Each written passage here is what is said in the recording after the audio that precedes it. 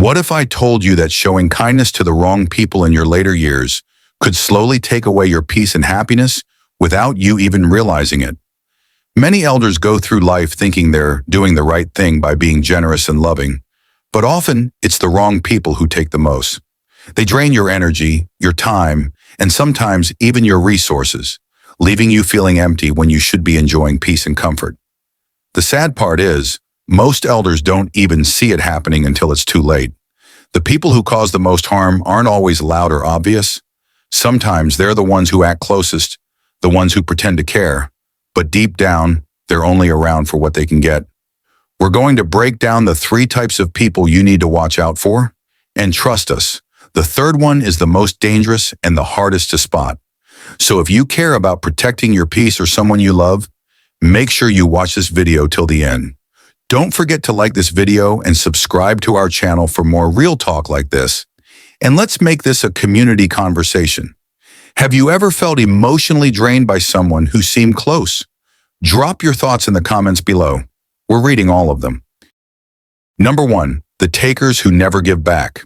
There are certain people in life who only seem to show up when they need something.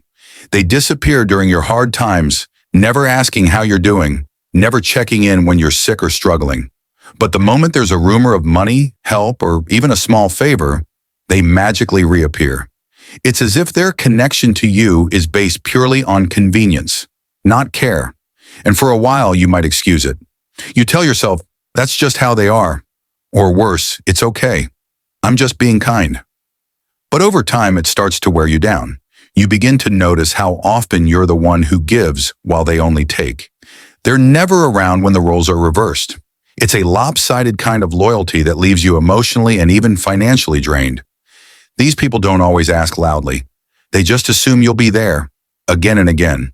And because you've got a good heart, you keep showing up. You think you're doing the right thing, being helpful, being generous. But deep down, something feels off. It starts to feel like you're being used, not appreciated. There comes a moment when you have to pause and look at the cost of always being available.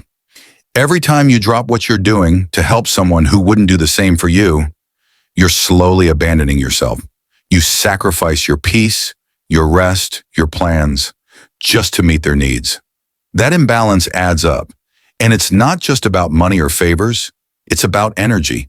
You find yourself tired, frustrated, maybe even resentful, and that's not the version of you that deserves to exist. It's not selfish to draw a line. It's not cruel to say no.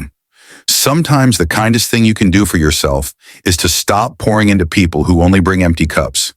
You're allowed to protect your space, your calm, and your resources. You don't owe anyone your time just because they're family or because you've known them for years. Real relationships are built on mutual care, not one-sided expectations. So if you found yourself constantly giving while certain people only show up to collect, it's okay to step back. You've done enough. You've given enough.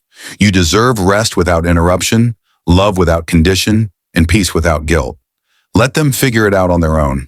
You're not a safety net. You're a person, and you matter too. Number 2, the guilt trippers.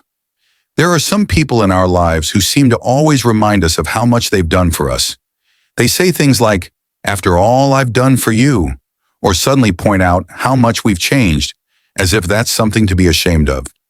On the surface, these words may sound like concern or disappointment, but underneath, there's often something else going on: manipulation. It's not about love or connection, it's about control. These people aren't trying to support you, they're trying to keep you tied to them through guilt. They tend to show up at vulnerable moments, like when you make a decision they don't agree with, or when you begin to grow into someone stronger, more independent. That's when their guilt tripping kicks in. It's never a direct confrontation. Instead, it's subtle emotional pressure. They want you to feel like you owe them something. Maybe they once helped you when you were down, and now every choice you make without their input feels like a betrayal in their eyes.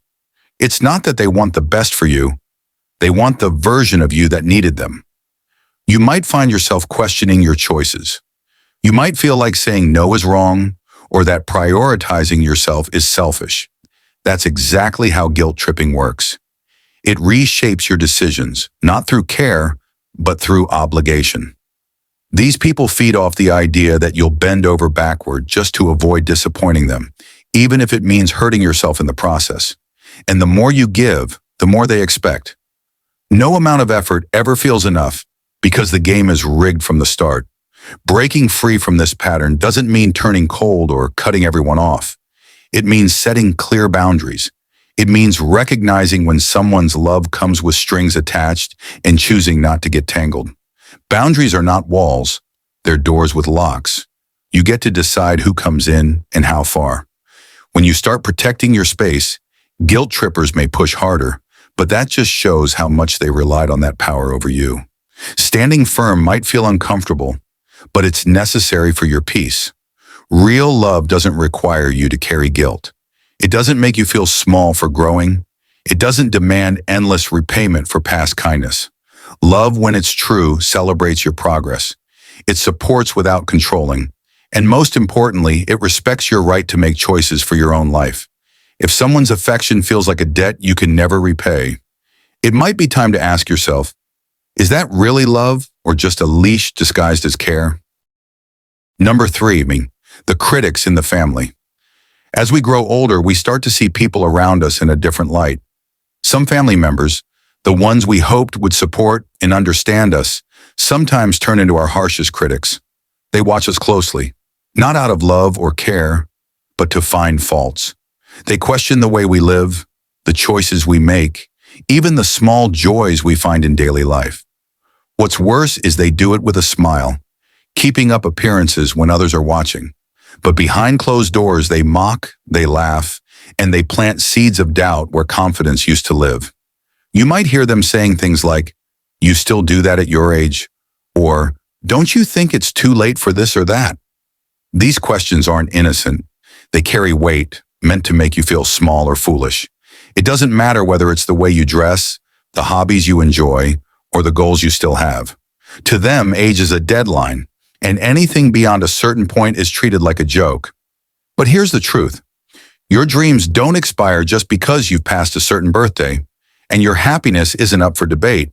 What's painful is how subtle their criticism can be. They don't always come at you directly.